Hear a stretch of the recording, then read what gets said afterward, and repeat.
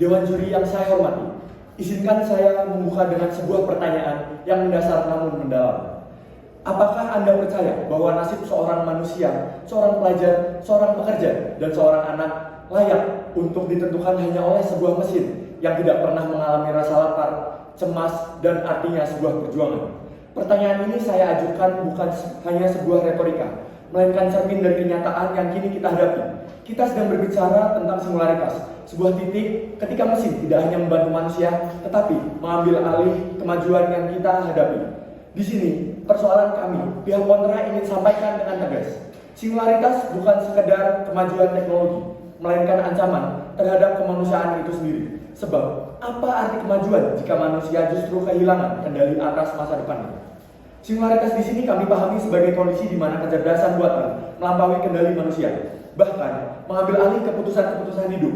Kami tidak menolak teknologi, tetapi kami menolak ketika teknologi menjadi pengendali, bukan menjadi pendukung. Batasan-batasan masalah kami jelas. Singularitas yang menggeser otoritas manusia, khususnya dalam pendidikan dan kehidupan sosial, adalah ancaman serius. Mengapa hal ini menjadi penting? Karena pendidikan adalah fondasi bangsa. Kalau fondasi itu digeser ke tangan mesin yang tidak punya hati nurani, maka generasi yang lahir bukan lagi generasi kreatif, tetapi generasi pasif yang hanya bisa menunggu perintah. Sebagai contoh pada kalangan pelajar, bayangkan seorang pelajar yang rajin terbiasa membantu orang tua berjualan di pasar sebelum berangkat ke sekolah. Ia sering terlambat mengumpulkan tugas daring bukan karena malas, tetapi karena jaringan internet di rumahnya lemah dan ia harus berbagi gawai dengan adiknya. Jika singularitas dengan sistem algoritma yang dingin menentukan nilainya hanya dari data keterlambatan, maka pelajar itu akan dicap kurang disiplin tanpa pernah ada ruang memahami perjuangan nyata di balik layar. Pada kalangan pekerja, mari kita tengok ke depan kehidupan seorang supir ojek daring. Ia mengandalkan aplikasi untuk mencari nafkah. Namun, algoritma aplikasi seringkali mengutamakan mitra dengan rating tinggi.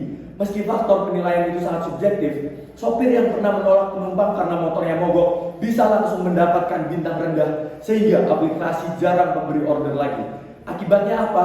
Penghasilan bisa berkurang drastis. Disinilah kita melihat bagaimana keputusan-keputusan mesin tanpa empati dapat memukul masyarakat pekerja keras.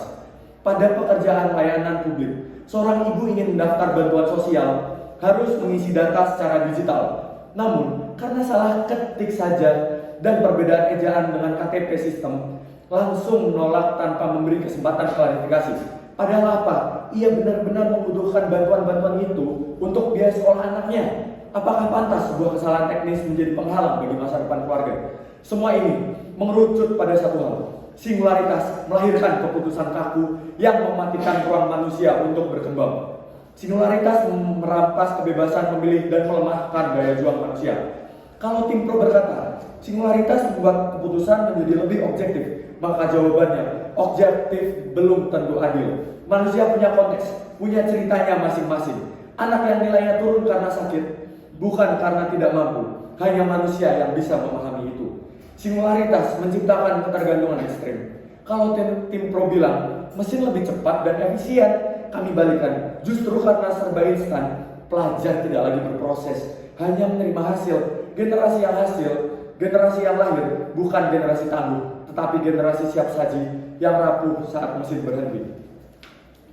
Saya akan menyampaikan bahwa di dalam kontra ada beberapa hal di antaranya yang akan kami sampaikan. Kendali manusia akan hilang. Juri yang saya hormati, coba bayangkan ketika semua keputusan diambil oleh sistem. Anak yang sekolah dinilai cuma dari nilai ulangan yang diproses oleh sistem. Padahal ada anak yang belajar sambil membantu orang tuanya jualan di pasar. Masa perjuangan kayak gitu nggak dihitung? Kalau singularitas jadi nyata, manusia bisa kehilangan kendali. Kita bukan lagi menjadi sang pemutus keputusan, tapi malah ditentukan sama sistem yang nggak ngerti hati manusia. Kedua, ketimpangan sosial melebar. Sekilas, singularitas mungkin terlihat keren. Semuanya serba otomatis, efisien, dan canggih. Tapi masalahnya, gak semua orang bisa ikut dalam keberlangsungan ini. Yang punya modal, akses internet cepat, atau pendidikan yang bagus pasti melesat jauh. Tapi gimana dengan manusia yang menengah ke bawah? Petani yang masih ngandelin cangkul, pedagang kecil yang cuma ngerti catat uang di buku, mereka bisa makin ketinggalan, makin jauh dari yang namanya kemajuan. Kalau kayak gini, singularitas bukan memajukan semua orang, tapi justru jurang si kaya dan si miskin. Yang ketiga, manusia cuma jadi angka. Kalau mesin mengatur semua kehidupan kita, manusia bisa direduksi jadi sekedar data. Pelajar cuma dilihat dari berapa lama dia login ke aplikasi belajar. Pekerja ojol cuma dihargai lewat rating bintang 5. Warga cuma dianggap sah kalau datanya cocok di sistem. Padahal kenyataannya nggak sesederhana itu. Orang punya cerita, orang punya emosi, orang punya perjuangan. Kalau semua cuma angka, keadilan bakal pincang.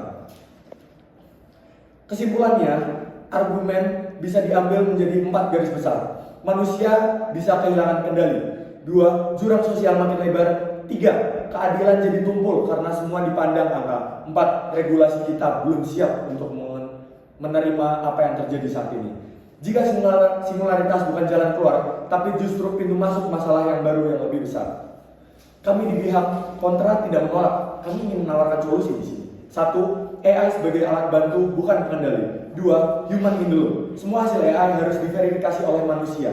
3, edukasi literasi digital. Siswa dan masyarakat harus diajari cara memakai teknologi tanpa kehilangan kendali. Nah, kesimpulan yang kita ambil di sini. 1, singularitas berarti kehilangan kendali manusia atas hidupnya. 2, dampak nyata sudah terlihat di sekitar kita. Pelajar dinilai oleh sistem yang tidak lagi memahami perjuangan pribadi. 3, solusi yang lebih aman dan manusiawi. Kami tidak menolak kemajuan, tetapi menegaskan teknologi harus dikendalikan manusia, dibatasi etika, dan diarahkan untuk kemaslahatan bersama.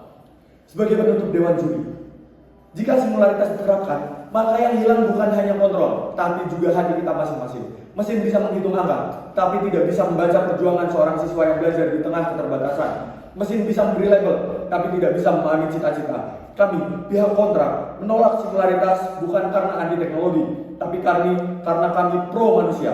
Mari kita jadikan teknologi sahabat, bukan penguasa. Karena masa depan bangsa ini seharusnya ditentukan oleh kita, bukan oleh mesin. Sekian, terima kasih.